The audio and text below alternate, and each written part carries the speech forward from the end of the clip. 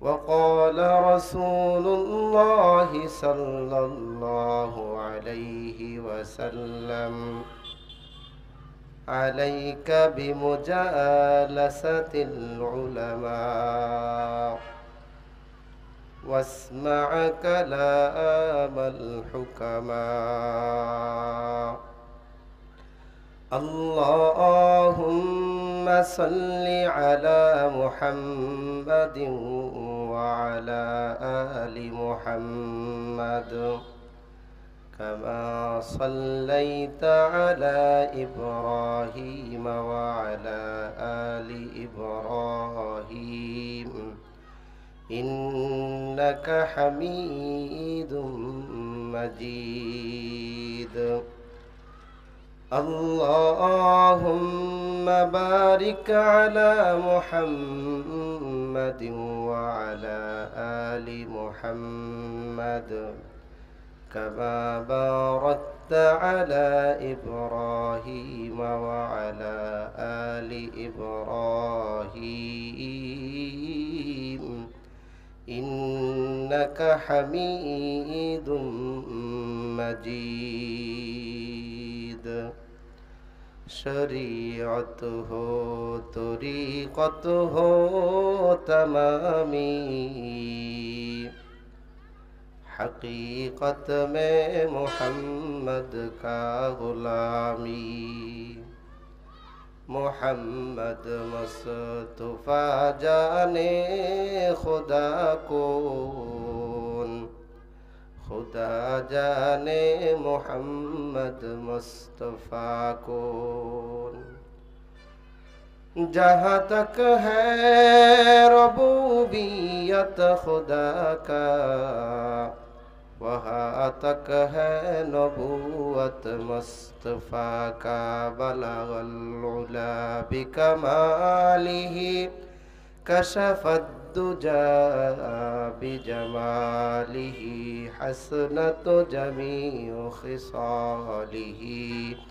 सल्लु अलैहि व आलिही। ला इलाहा इल्लल्लाह। जुरे ला इलाहा इल्लल्लाह। इल्लल्लाहु इल्लल्लाह ला इलाहा इल्लल्लाह। जुरे ला इलाहा इल्लल्लाह ला इलाहा इल्लल्लाह। इल्लल्लाहु इल्लल्लाह ला इलाहा इल्लल्लाह।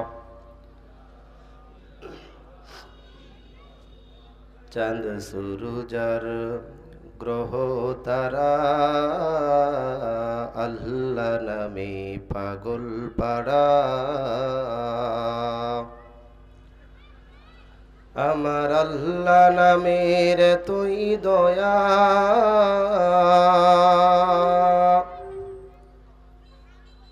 আমার আল্লাহ নামের তুই মায়া। লুকিয়ে রাখছেন হে আল্লাহ, পড়ি লা ইলাহা ইল্লাল্লাহ। জুরে লা ইলাহা ইল্লাল্লাহ লা ইলাহা ইল্লাল্লাহ। ইল্লাল্লাহু ইল্লাল্লাহ লা ইলাহা ইল্লাল্লাহ। যাদের আছে ইমানি বল, চোখে দেখো পানি টলমল। আহার নিদ্রা, আহার নিদ্রা ভালো লাগে না, ভালো লাগে শুধু ইল্লাল্লাহ লা ইলাহা ইল্লাল্লাহ। জুরে লা ইলাহা ইল্লাল্লাহ ইল্লাল্লাহু ইল্লাল্লাহ লা ইলাহা ইল্লাল্লাহ লা ইলাহা ইল্লাল্লাহ লা ইলাহা ইল্লাল্লাহ লা ইলাহা ইল্লাল্লাহ মুহাম্মাদুর রাসূলুল্লাহ। কলিজার মোহাব্বত নিয়ে জবান ছেড়ে দিয়ে উঁচু কণ্ঠে সকলেই পড়ি সাল্লাল্লাহু আলাইহি ওয়াসাল্লাম। আলহামদুলিল্লাহ।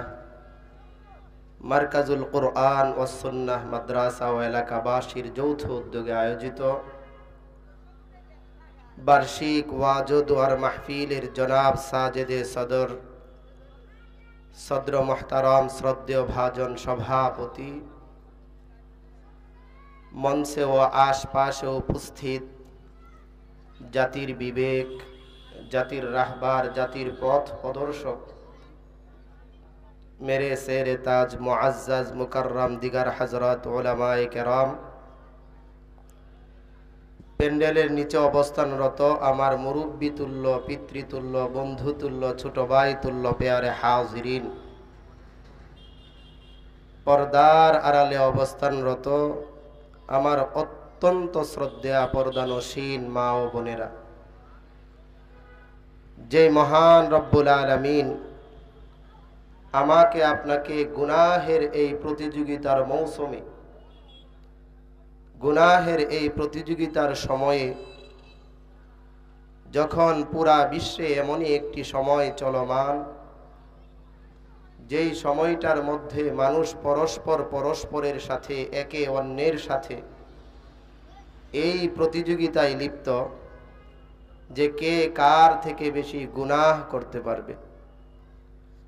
এমনই একটি সময়ে দুনিয়াবি হাজারো গুনাহ খাতা থেকে মুক্ত করে, ফারেক করে কোরআনের এই মজলিস, হাদিসের এই মজলিস, সুহবাতুল উলামা, সুহবাতুস সালিহিনদের এই মজলিস, যেই মজলিসটাকে কুরআন ও হাদিসের ভাষ্য অনুযায়ী গুনাহ মাফের মজলিস বলা হয়। সুবহানাল্লাহ।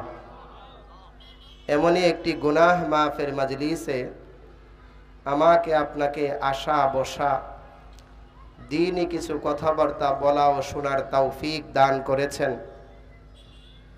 এজন্য আসুন মালিকের দরবারে শুকরগুজার হই, শুকরিয়া জ্ঞাপন করে অন্তরের অন্তঃস্থল থেকে মোহাব্বতের সাথে বুক ভরে আকাশ বাতাসকে মুখরিত করে দিয়ে চিৎকার করে সকলেই পড়ে নেই কালিমাতুশ শুকুর, আলহামদুলিল্লাহ।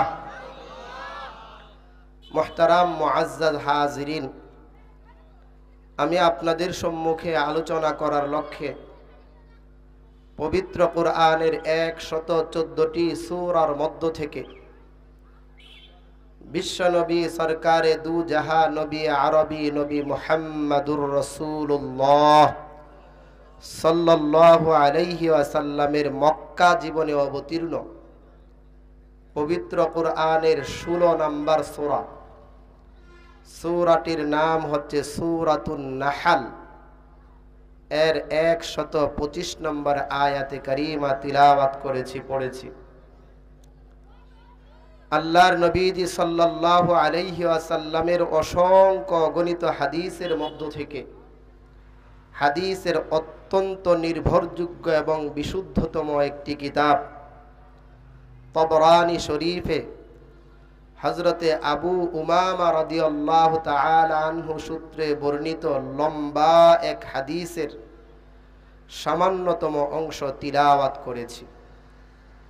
ইনশাআল্লাহ আয়াতে কারিমা ও হাদিসে রাসূলকে সামনে রেখে কিছু আলোচনা করব। আল্লাহ পাক রব্বুল আলামিন সর্বপ্রথম উক্ত আলোচনার উপর আমি গুনাহগার নিজেকে এবং আমাদের সকলকে আমল করার তৌফিক দান করুন। সকলেই পড়ি আমিন। মুহতারাম মুআজ্জাজ হাজিরিন, বিশ্বনবী সরকারে দু জাহা নবী আরবি নবী মুহাম্মাদুর রাসূলুল্লাহ সাল্লাল্লাহু আলাইহি ওয়াসাল্লাম 40 বৎসর বয়সে নবুয়ত লাভ করার পর তিনি যখন তার নবুয়তের মিশন দাওয়াতের মেহনত শুরু করে দিলেন, দাওয়াতের মেহনত শুরু করার পূর্বে আমার আপনার নবী মুহাম্মাদুর রাসূলুল্লাহ সাল্লাল্লাহু আলাইহি ওয়াসাল্লামের ভিন্ন একটি পরিচয় ছিল। সেই পরিচয়টা হচ্ছে মুহাম্মদ ইবনে আব্দুল্লাহ, অর্থাৎ আব্দুল্লাহর ছেলে মুহাম্মদ। আমার আপনার নবী যতদিন পর্যন্ত আব্দুল্লাহর ছেলে মুহাম্মদ নামে পরিচিত ছিল ততদিন পর্যন্ত গোটা আরবের মধ্যে তিনি ছিলেন সবচাইতে জনপ্রিয় মানুষ, এবং গোটা আরবের মধ্যে তার কোনো শত্রু ছিল না, তার কোনো প্রতিপক্ষ ছিল না, বরং বড়দের কাছে তিনি ছিলেন সবচাইতে বেশি স্নেহের পাত্র, ছোটদের কাছে তিনি ছিলেন সবচাইতে বেশি শ্রদ্ধার পাত্র, সমবয়স্কদের সাথে তিনি ছিলেন সবচাইতে বড় বন্ধু। কিন্তু আমার আপনার নবী মুহাম্মাদুর রাসূলুল্লাহ সাল্লাল্লাহু আলাইহি ওয়াসাল্লাম যখন 40 বৎসর বয়সে নবুয়ত লাভ করলেন এবং তার পরিচয় হয়ে গেল মুহাম্মাদুর রাসূলুল্লাহ সাল্লাল্লাহু আলাইহি ওয়াসাল্লাম, তখন আরবের মধ্যে তার যেই জনপ্রিয়তা আকাশচুম্বী ছিল সেটা একেবারেই জমিনে নেমে আসলো, এবং গোটা আরবের মধ্যে শত্রুর আর তার অভাব রইল না। নবুয়ত লাভ করার পর দীর্ঘ 3 বৎসর পর্যন্ত গোপনে গোপনে দাওয়াত দিয়েছেন। কয় বৎসর? খুব মনোযোগ দিয়ে শুনবেন। দীর্ঘ 3 বৎসর পর্যন্ত গোপনে গোপনে দাওয়াত দিয়েছেন। 3 বৎসর পর যখন আল্লাহ পাক রব্বুল আলামিনের পক্ষ থেকে মুহাম্মাদুর রাসূলুল্লাহ সাল্লাল্লাহু আলাইহি ওয়াসাল্লামের কাছে নির্দেশ আসলো, ওয়ানজির আশীরাতাকাল আকরাবিন, যে হে মুহাম্মাদুর রাসূলুল্লাহ এখন আর গোপনে গোপনে নয়, এখন থেকে প্রকাশ্যে দাওয়াতের মেহনত আপনি শুরু করুন। সুতরাং এই নির্দেশ আসার পর মুহাম্মাদুর রাসূলুল্লাহ সাল্লাল্লাহু আলাইহি ওয়াসাল্লাম অত্যন্ত পেরেশান হয়ে গেলেন, চিন্তিত হয়ে গেলেন, টেনশনগ্রস্ত হয়ে গেলেন। সিরাতুন নবী কিতাবের মধ্যে আল্লামা শিবলি নু'মানী রাহমাতুল্লাহি আলাইহি লিখেন, এই নির্দেশ আসার পর মুহাম্মাদুর রাসূলুল্লাহ সাল্লাল্লাহু আলাইহি ওয়াসাল্লাম গোপনে গোপনে মেহনতের কারণে যেই সকল সাহাবী ইসলাম গ্রহণ করেছিল তাদেরকে নিয়ে আল্লাহর নবীজি একটা পরামর্শে বসলেন। আল্লাহর নবীজি তাদের সামনে তুলে ধরলেন যে দেখো, আল্লাহ পাক রব্বুল আলামিন আমাকে নির্দেশ দিয়েছেন প্রকাশ্যে দাওয়াতের মেহনত শুরু করার জন্য। এখন প্রকাশ্যে দাওয়াতের এই মেহনতটা কিভাবে করে শুরু করা যায়? সাহাবায়ে কেরামদেরকে নিয়ে আল্লাহর নবীজি পরামর্শ শুরু করলেন। তো সাহাবায়ে কেরাম আল্লাহর নবীজি সাল্লাল্লাহু আলাইহি ওয়াসাল্লামকে পরামর্শ দিলেন, বিভিন্ন রকমের পরামর্শ আসলো, এবং পরামর্শের ভিত্তিতে সিদ্ধান্ত হলো যে মক্কার যত নেতৃত্ব স্থানীয় লোক আছে সমস্ত নেতৃত্ব স্থানীয় লোকদেরকে দাওয়াত করে মুহাম্মাদুর রাসূলুল্লাহর বাসায় তাদেরকে খাবার খাওয়ানো হবে। খাবার খাওয়ানোর পর আল্লাহর নবীজি তাদের সামনে ইসলামের দাওয়াত তুলে ধরবেন, কালিমার দাওয়াত তুলে ধরবেন। এই সিদ্ধান্ত হয়ে গেল। সিদ্ধান্ত ক্রমে আল্লাহর নবীজি সাল্লাল্লাহু আলাইহি ওয়াসাল্লাম মক্কার নেতাদেরকে দাওয়াত দেওয়ার দায়িত্ব দিলেন হযরতে আলী কাররামাল্লাহু ওয়াজহাহুকে। কাকে দায়িত্ব দিয়েছেন? আমার কথা বুঝতেছেন? কাকে দায়িত্ব দিয়েছেন? হযরতে আলী কাররামাল্লাহু ওয়াজহাহুকে। হযরত আলী রাদিয়াল্লাহু তাআলা আনহু বাড়ি বাড়ি গিয়ে মক্কার নেতাদেরকে দাওয়াত দিলেন। সিরাতুন নবী কিতাবের মধ্যে আল্লামা নু'মানী রাহমাতুল্লাহি আলাইহি লিখেন, দাওয়াত দেওয়ার পরে মেহমানদের সংখ্যা হলো 40 জন অথবা 41 জন। কতজন? 40 জন অথবা 41 জন। এই সকলকে দাওয়াত দেওয়ার পর আলী রাদিয়াল্লাহু তাআলা আনহু এসে বললেন যে, ইয়া রাসূলুল্লাহ, মক্কার নেতাদেরকে দাওয়াত দেওয়া হয়েছে, দাওয়াতের যে মেহমান আছে মেহমানদের সংখ্যা হলো 40 অথবা 41 জন। দিনও নির্ধারণ করা ছিল। নির্ধারিত দিন চলে আসলো। আল্লাহর নবীজি সাল্লাল্লাহু আলাইহি ওয়াসাল্লাম আলী রাদিয়াল্লাহু তাআলা আনহুকে ডাকলেন, আলী, মেহমান তো দাওয়াত দিয়েছো 40 জন অথবা 41 জনকে, এবার তোমার দায়িত্ব হচ্ছে মক্কার বাজারে চলে যাও। মক্কার বাজারে গিয়ে এই মেহমানদের জন্য 2 কেজি আটা, কয় কেজি আটা? 2 কেজি আটা, ছাগলের একটা রান আর কিছু মধু তাদের জন্য তুমি ক্রয় করে বাসায় নিয়ে আসো। মেহমান কতজন? 41 জন। আর বাজার কি? 2 কেজি আটা, ছাগলের একটা রান আর কিছু মধু। আলী রাদিয়াল্লাহু তাআলা আনহুকে যখন এই কথা বললেন, আলী রাদিয়াল্লাহু তাআলা আনহু ভিতরে ভিতরে পেরেশান হয়ে গেলেন যে মক্কার মানুষরা তো প্রচুর পরিমাণ, আরবে যারা আছে এদেরকে দেখবেন প্রচুর পরিমাণ খেতে পারে। নফহাতুল ইয়ামান নামক কিতাবের মধ্যে এসেছে যারা 2-3 জনে মিলে হাতি খেয়ে ফেলে, এত পরিমাণ খেতে পারে।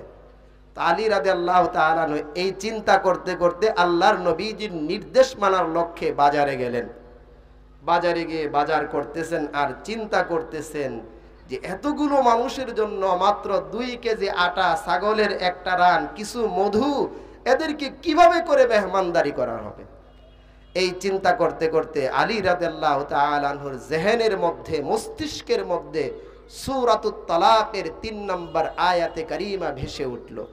আলী রাদিয়াল্লাহু তাআলা আনহু চিন্তা করতে লাগলেন, ওয়া মান ইয়াতাওয়াক্কাল আলাল্লাহি ফাহুয়া হাসবুহু,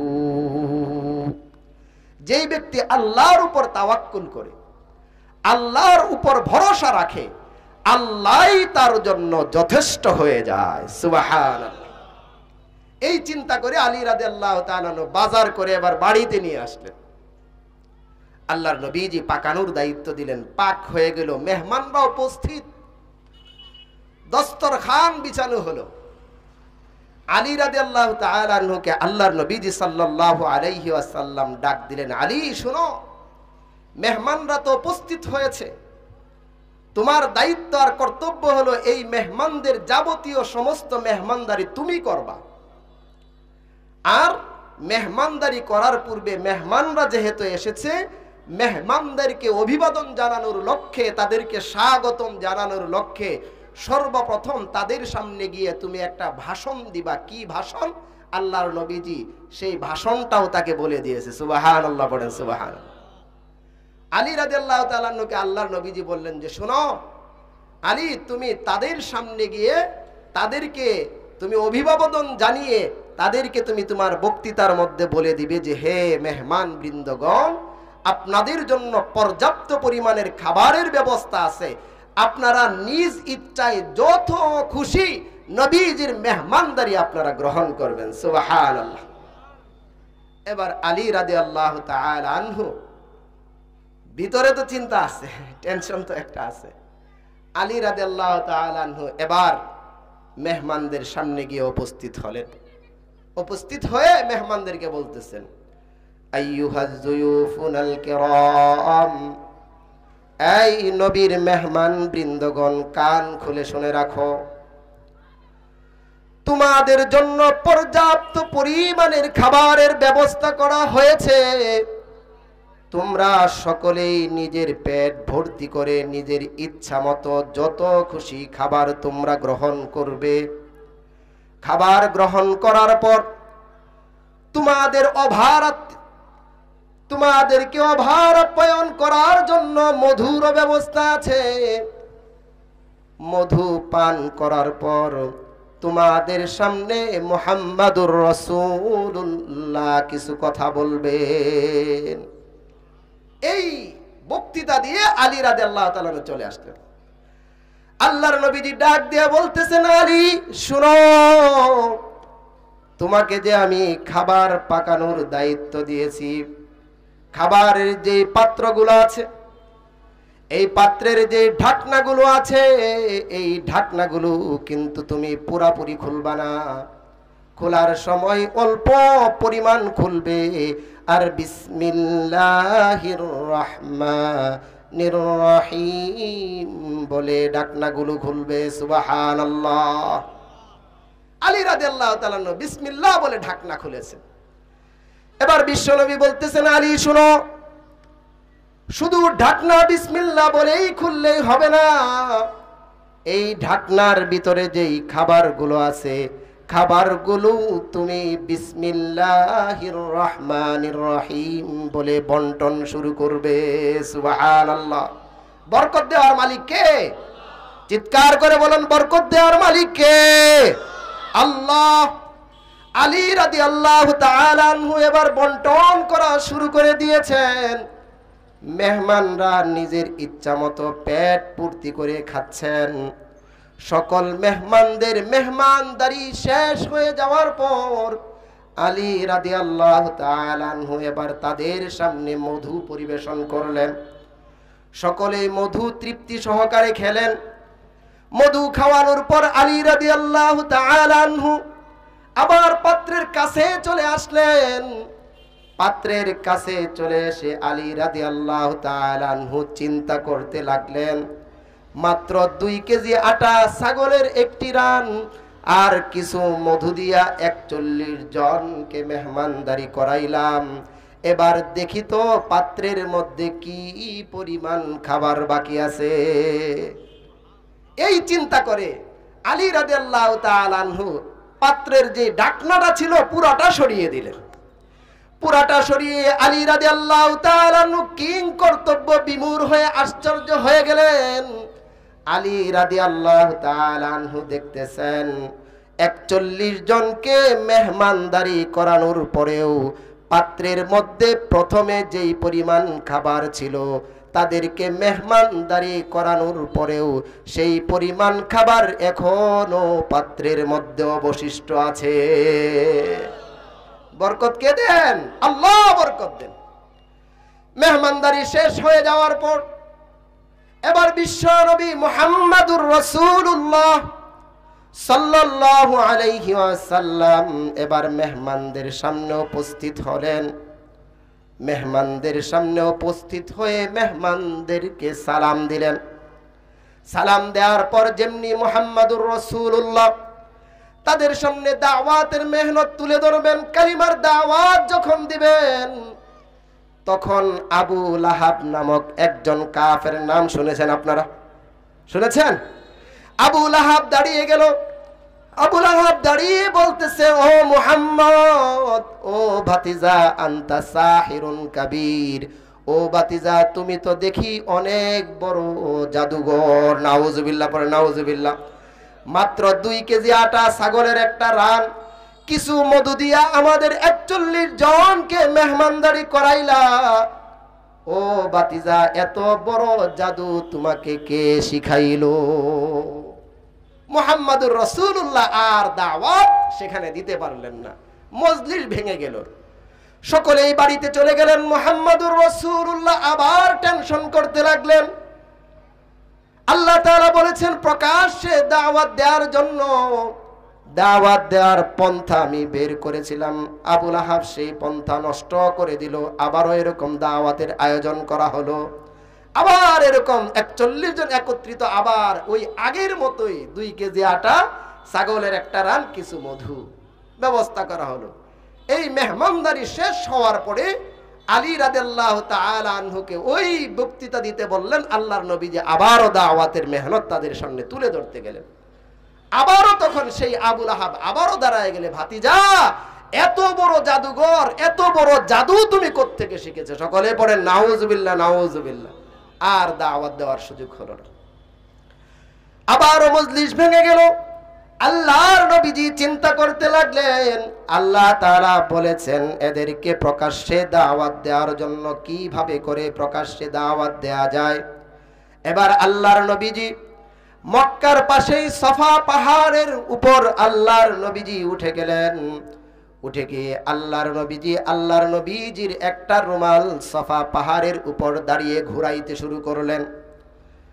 আল্লাহর নবীজি ঘুরাইতেছেন আর চিৎকার করে বলতেছেন, ইয়া সাবাহাহু ইয়া সাবাহাহু ইয়া বনু ফেহর ইয়া বনি আব্দুল মুত্তালিব ইয়া বনি আব্দ মানাফ।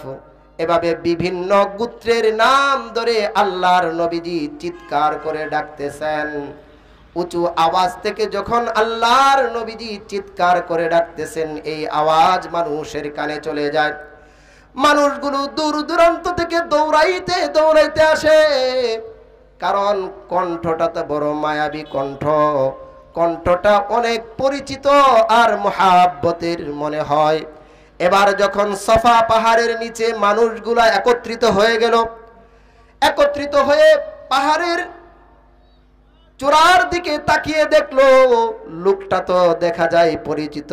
এক পর্যায়ে তারা চিনে ফেললেন, এই লোকটা তো আর কেউ না, তিনি তো হলেন মুহাম্মাদুর রাসূলুল্লাহ সাল্লাল্লাহু আলাইহি ওয়াসাল্লাম। সকলেই আবার বলতে শুরু করলো, ইয়া মুহাম্মদ লিমা দাউতা, ও মুহাম্মদ কেন আমাদেরকে ডেকেছো? আল্লাহর নবীজি বলেন, শুনো, তোমাদেরকে আমি কেন ডেকেছি এটা বলার পূর্বে তোমাদের কাছ থেকে একটা জিনিস আমি জানতে চাই। তারা বলে, কি জানতে চাও, কি জানতে চাও? আল্লাহর নবীজি বলেন, শুনো, আমি তোমাদের মাঝে দীর্ঘ 43 বৎসর অতিক্রম করেছি। আমার শৈশব থেকে বাল্যকাল থেকে আমি যুবক বয়সে উপনীত হয়েছি। তোমাদের মাঝেই তো আমার জিন্দেগির 43টা বৎসর কেটেছে। আমি তোমাদের কাছে জানতে চাই, বলো তো দেখি, আমি লোকটা মুহাম্মদ বাস্তব অর্থে আমি লোকটা কেমন, আমি কেমন, আমাকে তোমরা কেমন পেয়েছো এই সার্টিফিকেট আগে তোমরা দাও।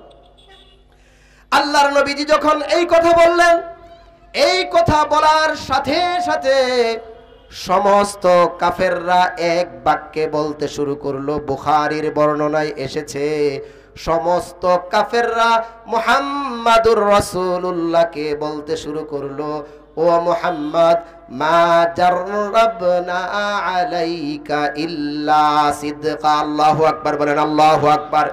সকল কাফেররা বলতে শুরু করলো, ও মুহাম্মদ, তোমার 43 বৎসরের জিন্দেগি আমরা দেখেছি, তোমার মতো সত্যবাদী, তোমার মতো আমানতদার, তোমার মতো বন্ধু, তোমার মতো আমানতদার আমরা আমাদের জিন্দেগিতেও কখনো দেখি নাই।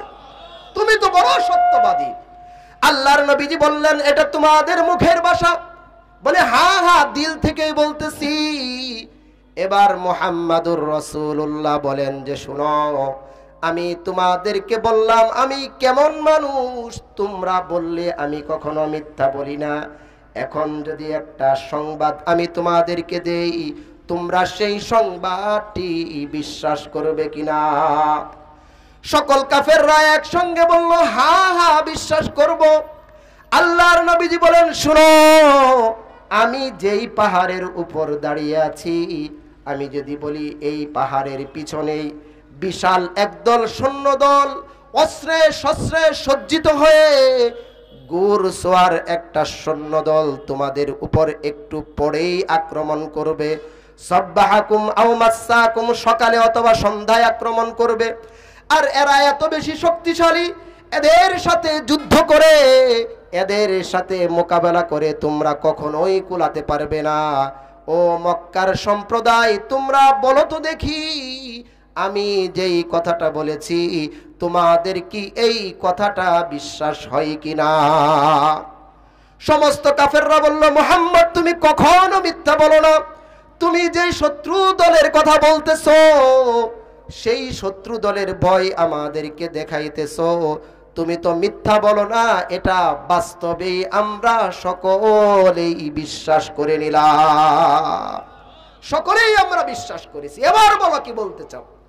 আল্লাহর নবীজি বলেন, শুনো, তোমাদেরকে আমি যেই শত্রু দলের ভয় দেখিয়েছি, এমন শত্রু দল থেকে আরো লক্ষ লক্ষ কোটি কোটি মিলিয়ন বিলিয়ন অক্টেলিয়ান পরিমাণ সৈন্য দল তোমাদের জন্য অপেক্ষমান, বাইনা ইয়াদাই আযাবুন শাদীদ। ও মক্কার মানুষেরা, তোমরা যেই মূর্তি পূজা করতেছো, তোমরা যেই অগ্নি পূজা করতেছো, তোমরা যদি এই মূর্তি পূজা আর অগ্নি পূজা যদি পরিহার না করো, যেই শত্রু দলের কথা বললাম, এর থেকে কঠিন শত্রু দল আল্লাহর তৈরি ফেরেশতারা তোমাদের জন্য অপেক্ষমান। সুতরাং ওই শত্রু দল থেকে বাঁচার জন্য ও মক্কার মানুষেরা, তোমরা সকলে আমার সাথে সাথে পড়ো, ইয়া আইয়ুহান নাস কুলু লা ইলাহা ইল্লাল্লাহু মুহাম্মাদুর রাসূলুল্লাহ। তোমরা কালিমা পড়ে মুসলমান হয়ে যাও, দুনিয়ার মধ্যেও সফল হয়ে যাবে, আখিরাতেও তোমরা সফল হয়ে যাবে। সুবহানাল্লাহ। আল্লাহর নবী যখন এই দাওয়াত তুলে ধরলেন, সেই আবু লাহাব, মনে আছে আপনাদের? আপনারা মনে কথা বুঝতেছেন না, মনে আছে আপনাদের? সেই আবু লাহাব আবারও দাঁড়িয়ে গেল, একটা পাথর হাতে নিয়ে দাঁড়াইলো। আগের দুইবার শুধু মৌখিকভাবে বলেছে, এবার একটা পাথর হাতে নিয়ে দাঁড়িয়ে, পাথরটা আবু লাহাব এবার মুহাম্মাদুর রাসূলুল্লাহর দিকে ছুঁড়ে মারলো। সকলে বলেন নাউযুবিল্লাহ, নাউযুবিল্লাহ। আর আবু লাহাব বলতে লাগলো, তাব্বাল্লাকা ইয়া মুহাম্মদ আলী হাজা জামাতানা, হে মুহাম্মদ তুমি ধ্বংস হয়ে যাও, এ কারণেই কি আমাদেরকে একত্রিত করেছো? এই কথা যখন আবু লাহাব বলল, আল্লাহ পাক রব্বুল আলামিন পরপর দুইবার সহ্য করেছেন, কিন্তু তৃতীয়বারের মাথায় এসে মালিক আল্লাহ পাক রব্বুল আলামিন সহ্য করেন না। আল্লাহ তাআলা ছাড় দেন, ছেড়ে দেন না। প্রথম দুইবার আল্লাহ তাআলা সহ্য করেছেন কেন? কারণ প্রথম দুইবার দাওয়াতকে অস্বীকার করেছে, আল্লাহকে অস্বীকার করেছে। আল্লাহ বলেন, আমি তো রহমান, আমি রহিম, আমাকে অস্বীকার করে বান্দা আমার বুঝে না। আল্লাহ তাআলা বান্দাকে দেখা মুস্কি মুস্কি আসে, বলে আমাকে অস্বীকার করস, কর, কোনো সমস্যা নাই। কিন্তু তৃতীয়বার যখন আল্লাহ পাক রব্বুল আলামিনের মুহাব্বতের বান্দা, আল্লাহর ভালোবাসার বান্দা মুহাম্মাদুর রাসূলুল্লাহ সাল্লাল্লাহু আলাইহি ওয়াসাল্লামকে আঘাত করলেন, তো আল্লাহ পাক রব্বুল আলামিন সহ্য করলেন না, সহ্য করলেন না। আল্লাহ তাআলা সরাসরি 30 নম্বর পারার সূরাতুল লাহাব অবতীর্ণ করে দিলেন। সুবহানাল্লাহ, সুবহানাল্লাহ। আল্লাহ তাআলা আবু লাহাবকে লক্ষ্য করে বললেন, ও আবু লাহাব শুনো, তাব্বাত ইয়াদা আবি লাহাবিন ওয়া তাব্বা মা আগনা আনহু মালুহু ওয়া মা কাসাব। আল্লাহু আকবার, আল্লাহু আকবার। আল্লাহ তাআলা জানিয়ে দিলেন, আবু লাহাব, আমার হাবিব মুহাম্মাদুর রাসূলুল্লাহ ধ্বংস হবে না, বরং যেই হাত দিয়ে আমার হাবিবের দিকে আঘাত করেছিস, আমি আল্লাহ দুনিয়ার জিন্দেগিতে এই হাতকে চূর্ণ বিচূর্ণ করে দিয়ে, তোর পুরা সম্পদ ধ্বংস করে দিয়ে, তোর পরিবারকে আমি নিস্তানাবুদ করে দিব। সকলেই পড়েন আল্লাহু আকবার, আল্লাহু আকবার। আল্লাহ পারে কিনা ভাই, পারে কিনা? পারে। আল্লাহ তাআলা ছাড় দেন, ছেড়ে দেন না, ছাড় দেন, ছেড়ে দেন না। আল্লাহকে যা কিছু বলে বান্দা আল্লাহ সহ্য করে। ওই শাহবাগে বৈশা নাস্তিকরা আল্লাহকে অনেক কিছু বলছে, আল্লাহ তাদেরকে ছাড় দিয়েছেন। একটা উদাহরণ দিলে বুঝবেন। দেখবেন বিভিন্ন সময় রাস্তাঘাটে হাতি আসে, দেখছেন আপনারা? কথা কয় না, দেখছেন? হাতির একজন মাহুত থাকে না, হাতি টাকা উঠায়। অনেক সময় হাতির সাথে বাচ্চা থাকে, তো ছোট ছোট পোলাপান হাতিকে পাথর মারে। তো হাতির তো ছোট ছোট চোখ, মিটি মিটি হাসে আর নিজেকে বলে, এই তোর শরীরটা কত বড়, ছোট একটা বাচ্চা পাথর মারছে তো কি হয়েছে, মারতেই পারে। এবারে পাথর মারতে মারতে বাচ্চারা যখন ওভার দুষ্টামি করে ফেলে, আর ওই হাতির বাচ্চাটাকে যখন আঘাত করে, হাতি কিন্তু তখন আর সহ্য, চিৎকার করে বলেন সহ্য করে? সহ্য করে না। তখন হাতি তার যে সুর আছে, সুর দিয়ে পেঁচায়া মাটির মধ্যে আছাড় দিয়া, বড় পা বিশিষ্ট হাতি পা দিয়া জমিনের সাথে এটাকে ফিসে ফেলে। কথা বলেন, কথা ঠিক না বেঠিক? আল্লাহ বলে বান্দা আমাকে বল, আমি তো মহান, আমাকে বলতে থাক।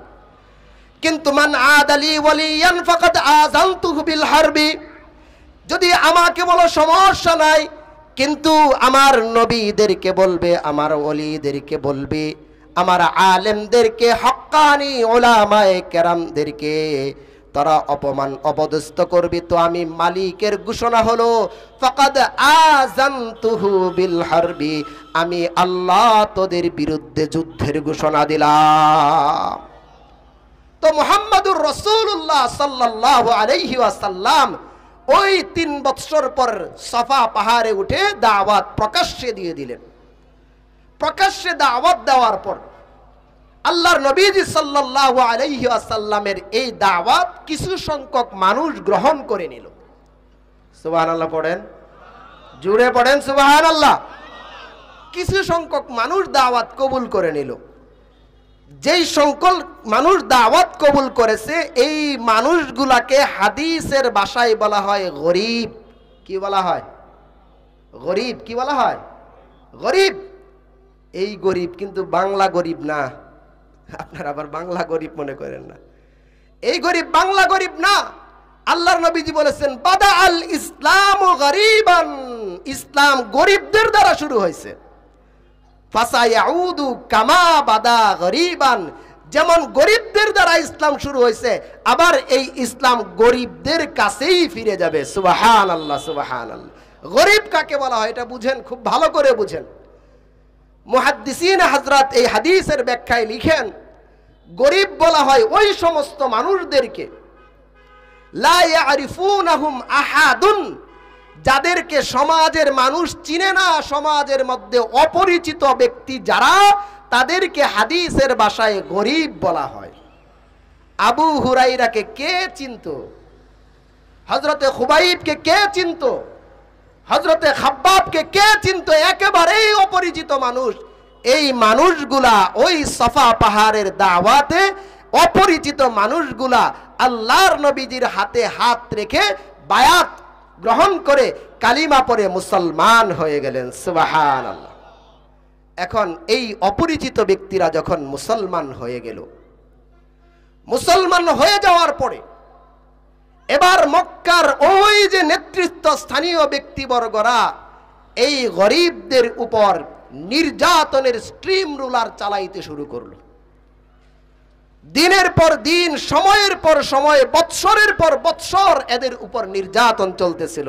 আপনারা এই ইতিহাস অনেক ওয়াজের মধ্যে শুনেছেন, আরো শুনবেন, ভবিষ্যতেও আরো শুনবেন। হযরত বেলাল রাদিয়াল্লাহু তাআলা আনহু ওয়াকিয়া শুনছেন আপনারা, কি পরিমাণ নির্যাতন করা হয়েছে।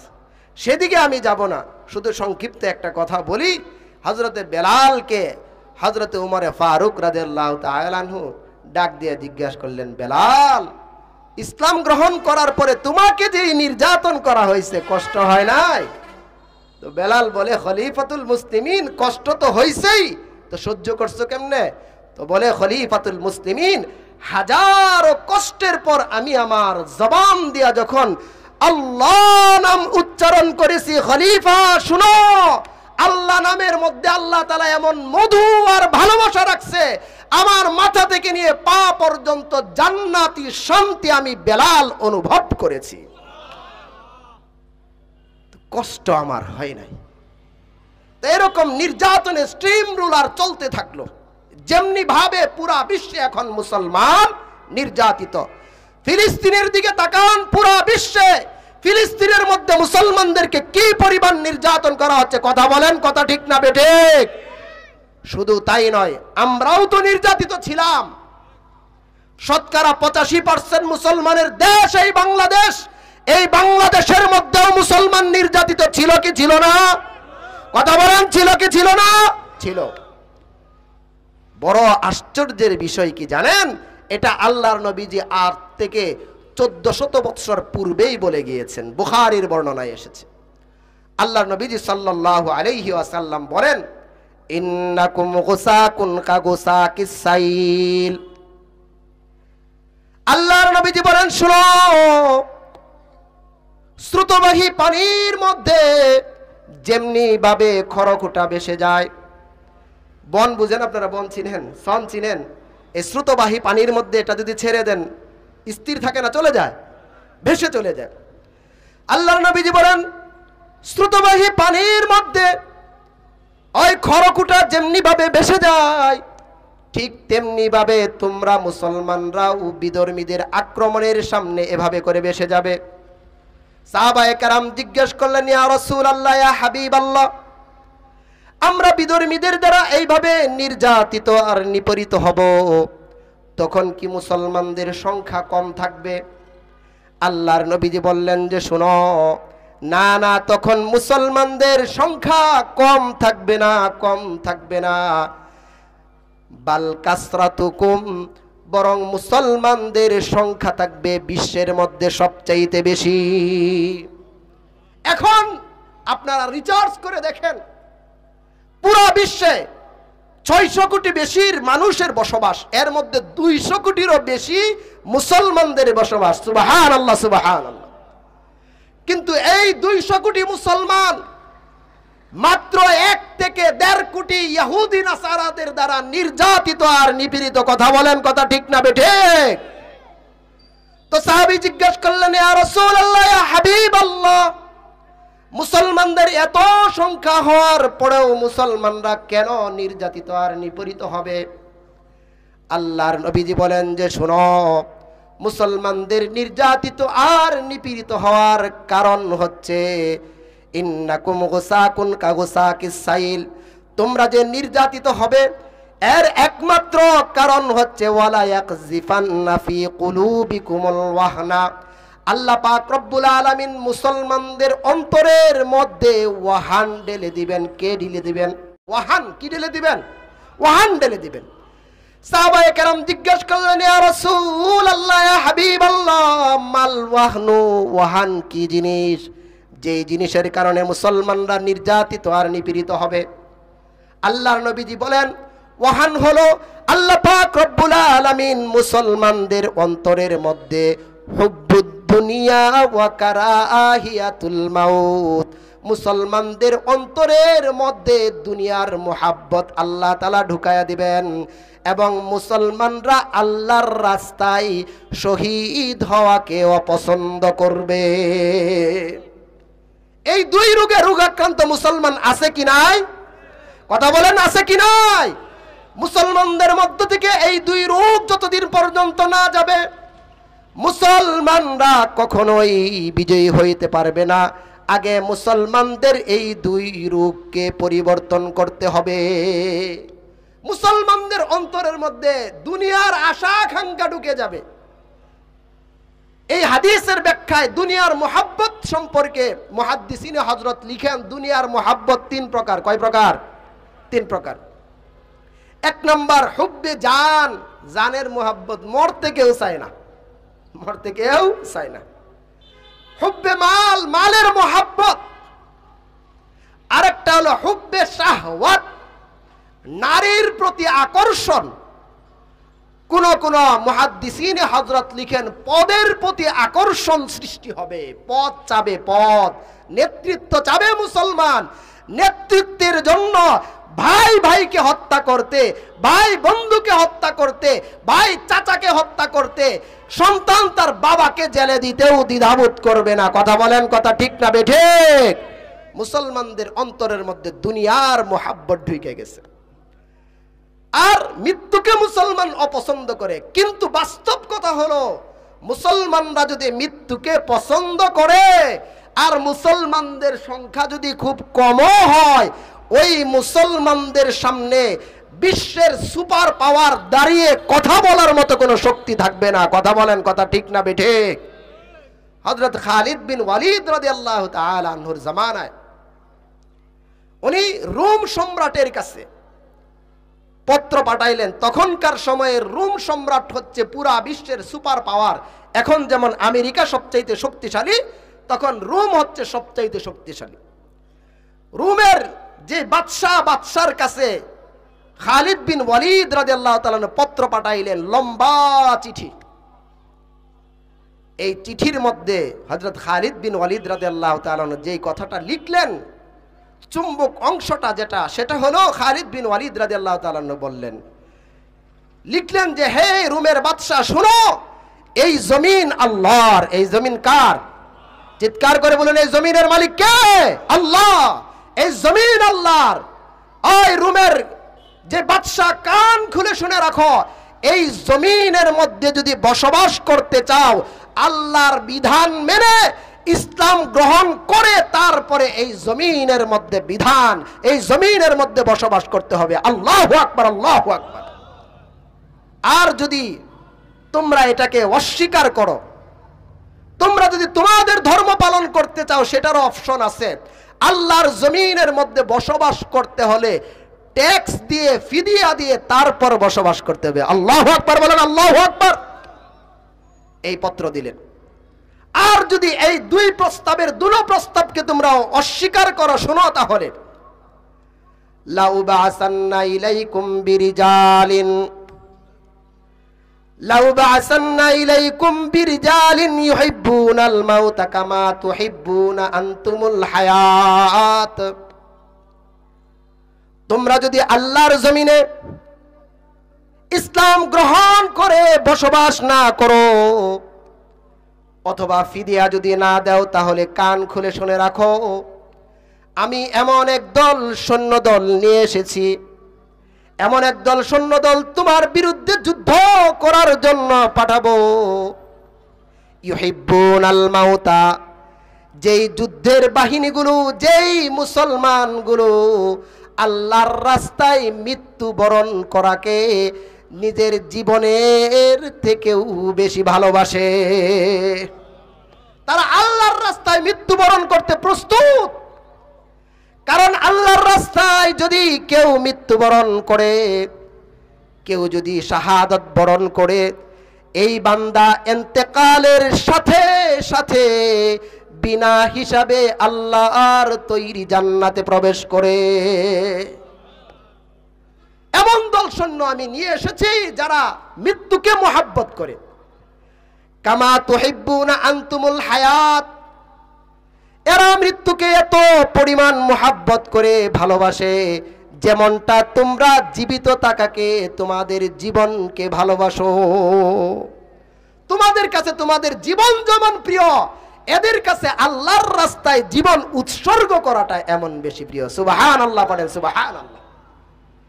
এই পত্র পাওয়ার পর মালিকার রুম, রুমের বাদশা এই চিঠিটা চীনের বাদশার কাছে পাঠাইলো। চীনের বাদশা এই চিঠি দেখার পর চীনের বাদশার কাছে পাঠিয়ে চীনের বাদশাকে প্রস্তাব দিল, এই বাহিনীর সাথে আমি যুদ্ধ করতে চাই, তোমার যে সৈন্য সামন্ত অস্ত্র শস্ত্র আছে সেগুলো দিয়ে আমাকে সহযোগিতা করো। চীনের বাদশা উল্টা পত্র দেখে চিঠি লিখলো, এই মালিকার রুম, রুমের বাদশা, আমি যে পত্র দেখলাম, তাদের যে প্রস্তাব দেখলাম, তোমার জন্য করণীয় আর দায়িত্ব হলো তাদের কাছে হাত রেখে তাদের ধর্ম তুমি গ্রহণ করো, তা না হলে তোমার রাজত্ব চূর্ণ বিচূর্ণ হয়ে যাবে, ধ্বংস হয়ে যাবে সবকিছু।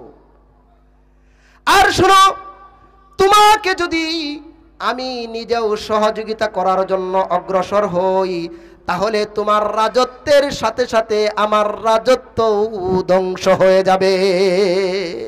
সুতরাং আমার পক্ষে আর সম্ভব না। পরবর্তীতে শুধু এই পত্র দেখে পরবর্তীতে মালিকার রুম, রুমের বাদশা মুসলমানদেরকে ফিদিয়া দিয়া আল্লাহর জমিনে বসবাস করছে। সুবহানাল্লাহ, সুবহানাল্লাহ। আজকে আমার আপনার ভিতরে আল্লাহর রাস্তায় জান উৎসর্গ করার তামান্নাই নাই। কথা বলেন, কথা ঠিক না বেঠিক? অথচ সাহাবায়ে কেরামের মুনাজাত কি ছিল? সাহাবায়ে কেরাম মুনাজাত করতেন, দোয়া করতেন, আল্লাহুম্মা রযুকনা শাহাদাতান ফি সাবিলিক ওয়াজআল মাউতি ফি বালাদি রাসূলিক। ওগো আল্লাহ, শাহাদাতান ফি সাবিলিক, তোমার রাস্তায় শহীদ হওয়ার মতো তৌফিক আমাকে দান করো। ওয়াজআল মাউতি ফি বালাদি রাসূলিক, তোমার রাসূলের শহরে যেন আমার কবর হয়। সুবহানাল্লাহ। সাহাবায়ে কেরামের এই দোয়া ছিল। যাই হোক, লম্বা কথা। আমি যেটা বলতেছিলাম, আল্লাহর নবীজি সাল্লাল্লাহু আলাইহি ওয়াসাল্লাম সফা পাহাড় থেকে দাওয়াত শুরু করলেন। গরিবরা দাওয়াত গ্রহণ করলো, তারা নির্যাতিত হতে শুরু করলো। এভাবে চলতে চলতে 1 2 3 4 5 করে 9 বৎসর অতিক্রম হলো। কয় বৎসর? আল্লাহর নবীজির দাওয়াতটা কিভাবে শুরু হয়েছে একেবারে বিস্তারিত আপনাদের সামনে তুলে ধরবো ইনশাআল্লাহ। কয় বৎসর হলো? 9 বৎসর। 9 বৎসর পর আল্লাহর নবীজি সাল্লাল্লাহু আলাইহি ওয়াসাল্লাম দেখলেন এখানে বিভিন্ন রকমের নির্যাতন জ্বালাতন চলতেছে, এরা ইসলাম গ্রহণ করতেছে না। সুতরাং আল্লাহর নবীজি চিন্তা করলেন, আমার জীবনের একটা অংশ তায়েফে কেটেছে, তাহলে আমি দাওয়াত দেওয়ার জন্য তায়েফে চলে যাই। আল্লাহর নবীজি নবুয়তের 9 বৎসর পর তায়েফে চলে গেলেন। তায়েফে গিয়ে তায়েফের নেতৃত্ব স্থানীয় 3 ব্যক্তির সাথে সাক্ষাৎ করলেন। কয় ব্যক্তি? 3 ব্যক্তি। তাদেরকে বিস্তারিত বললেন।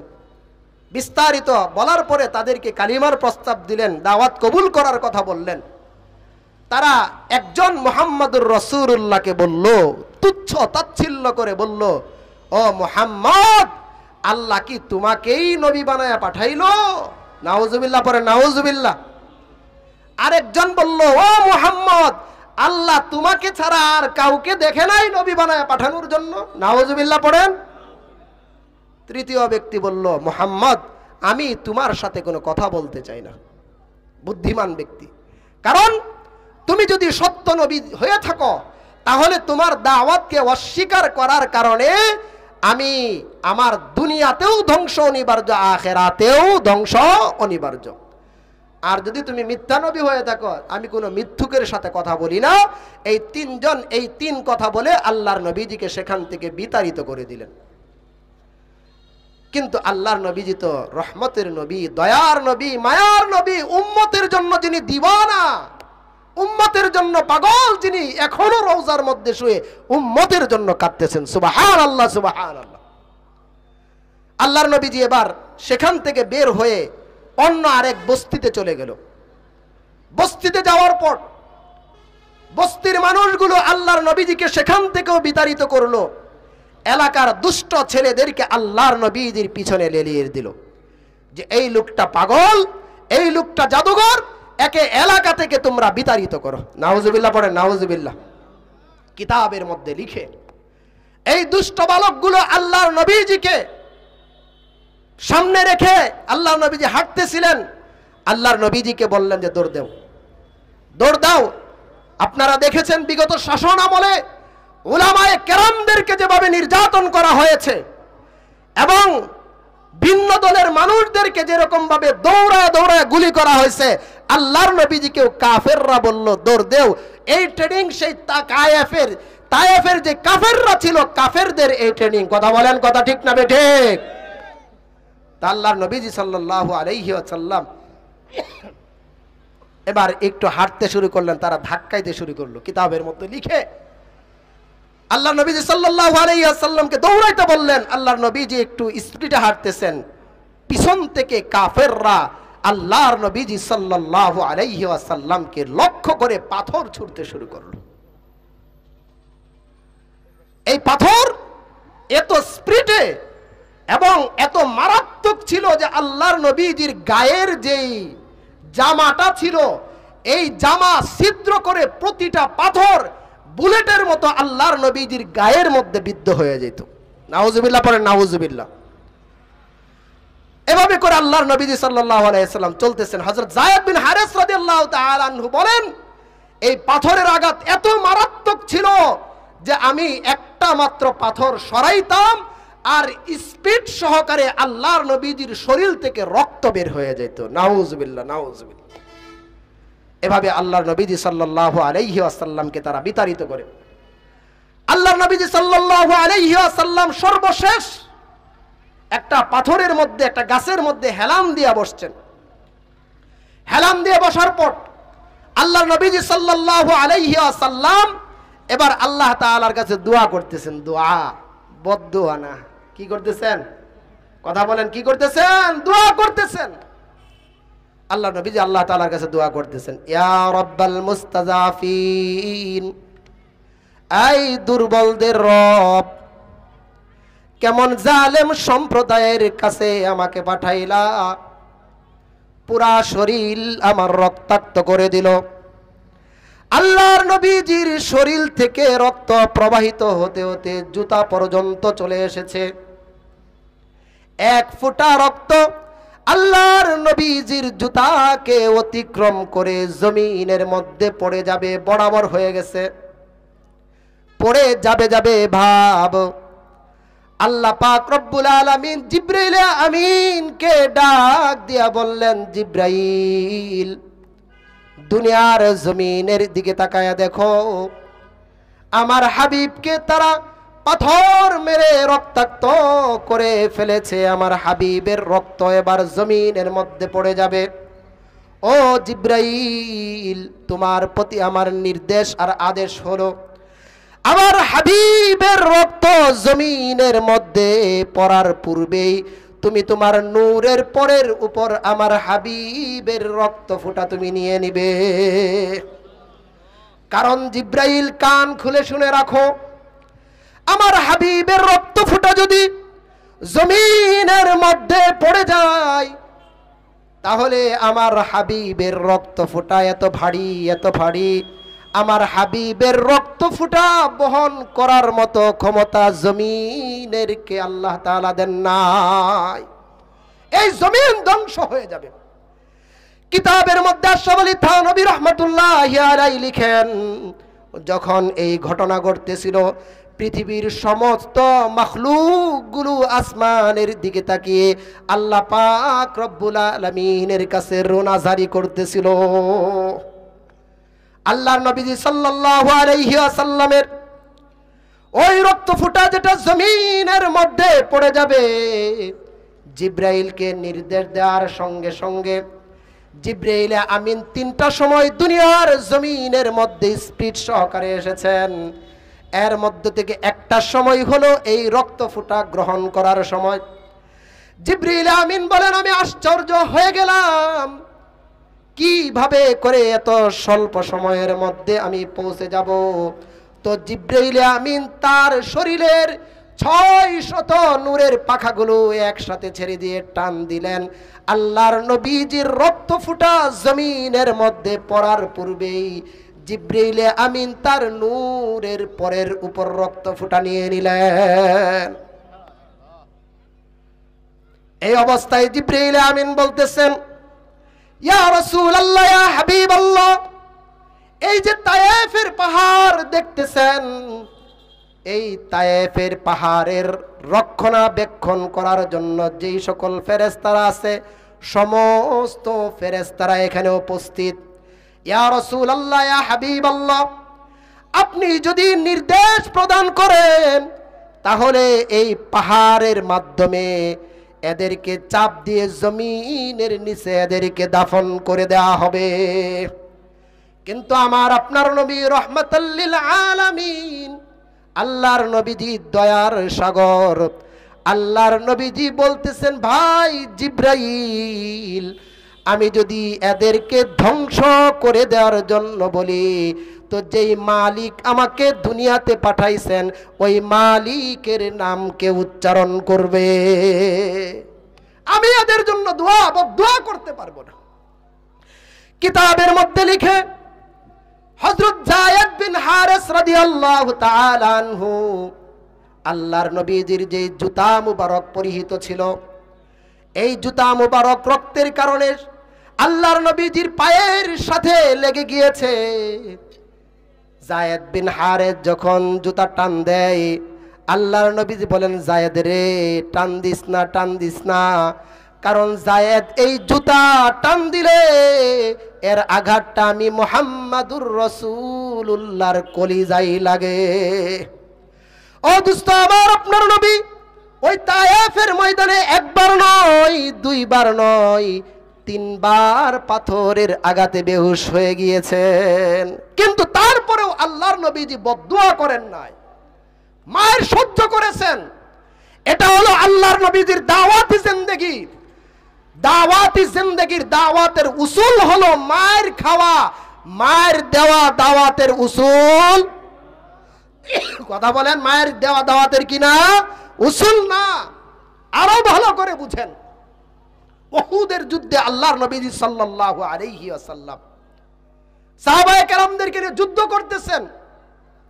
আল্লাহর নবীজিকে সাহাবায়ে কেরাম পাহারা দিচ্ছেন। এর মধ্যে এক কাফের আল্লাহর নবীজিকে লক্ষ্য করে একটা পাথর ছুঁড়ে মারছে। আল্লাহর নবীজির চেহারার মধ্যে লাগছে, কিতাবের মধ্যে লিখে দাঁড়ানো থেকে সরাসরি এভাবে আল্লাহর নবীজি জমিনের মধ্যে বসে গিয়েছে। বসে যাওয়ার পরে সাহাবায়ে কেরাম আল্লাহর নবীজিকে চতুর্পাশ দিয়ে ঘিরে ধরেছেন। সাহাবায়ে কেরাম বলেন, আল্লাহর নবীজি সাল্লাল্লাহু আলাইহি ওয়াসাল্লাম যেই স্থানটার মধ্যে বসেছেন, ওই স্থানটার মধ্যে হাত দিয়া দেখি তুলার থেকেও বেশি নরম হয়ে গেছে। সুবহানাল্লাহ, সুবহানাল্লাহ। আল্লাহর নবীজির আজমতে ওই জায়গাটা নরম হয়ে গেছে। সাহাবায়ে কেরাম বলতেছেন, ইয়া রাসূলুল্লাহ, এখন অন্তত বদদুয়া করেন, এখন তো বদদুয়া করতে পারেন। এই সামনে যাদেরকে দেখতেছেন এরা তো আপনার উম্মত না, এরা আপনার শত্রু, আপনার হত্যাকারী। এখন তো বদদুয়া করতে পারেন, এখন বদদুয়া করেন। তো আল্লাহর নবীজি সাল্লাল্লাহু আলাইহি ওয়াসাল্লাম হাত উঠাইলেন। সুবহানাল্লাহ পড়েন, সুবহানাল্লাহ। সাহাবায়ে কেরাম আনন্দে আত্মহারা, হাত উঠাইছে, এদের বিরুদ্ধে বদদুয়া করবে, এরা তো ধ্বংস হয়ে যাবে। আল্লাহর নবীজি হাত উঠায়া আল্লাহর কাছে দোয়া করতেছেন, রব্বি হাবলি উম্মতি, রব্বি হাবলি উম্মতি। আল্লাহ, আমার যে উম্মতরা আমাকে আঘাত করেছে তাদেরকে তুমি মাফ করে দাও। ফাইন্নাহুম লা ইয়ালামুন, তারা আমাকে চিনে না, জানে না, বিদায় আমাকে আঘাত করেছে। মালিক রে, এদেরকে ক্ষমা করে দিয়ে এদের জন্য তুমি হেদায়েতের ব্যবস্থা করে দাও। এটা হলো দাওয়াত তাবলীগের উসুল। মায়ের খাওয়া, মায়ের, জোরে বলেন, মায়ের খাওয়া মায়ের দেওয়া না। আপনারা দাওয়াত তাবলীগের উসুলের মধ্যে দেখেছেন, পুরো দাওয়াত তাবলীগের ইতিহাস আপনারা দেখেন।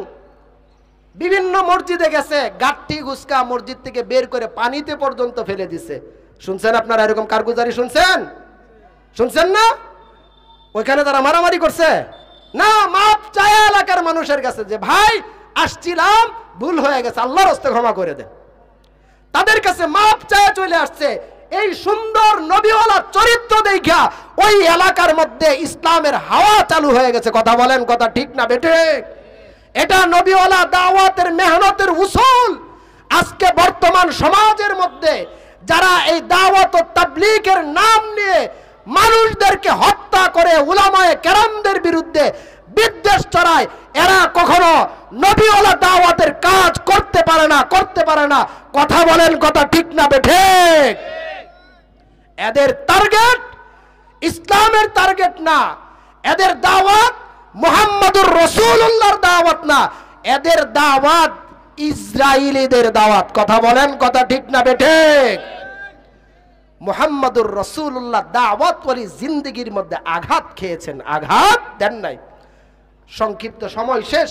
আমি যে আয়াতটা তিলাওয়াত করেছিলাম, উদউ ইলা সাবিলি রাব্বিকা বিল হিকমাতি ওয়াল মাউইজাতিল হাসানা ওয়াজাদিলহুম বিল্লাতি হিয়া আহসান, এই আয়াতের মধ্যে দাওয়াত দেওয়ার 3 পদ্ধতি বর্ণনা করেছেন। কয় পদ্ধতি? 1 নম্বর হিকমত। সময় শর্ট, একেবারে স্বল্প সময় বলতেছে। হিকমত মানে কুরআন এবং সহিহ হাদিসের ভিত্তিতে দাওয়াত দেওয়া। কুরআন এবং সহিহ হাদিসের ভিত্তিতে দাওয়াত দেওয়া। এই বর্তমানে একটা ফাজাইলে আমল বাইরেছে, যেটার মধ্যে তাহকিকাত সহকারে, ওইটা আপনারা সকলে সংগ্রহ করবেন। কুরআন এবং সহিহ হাদিসের ভিত্তিতে কি করা? দাওয়াত দেওয়া।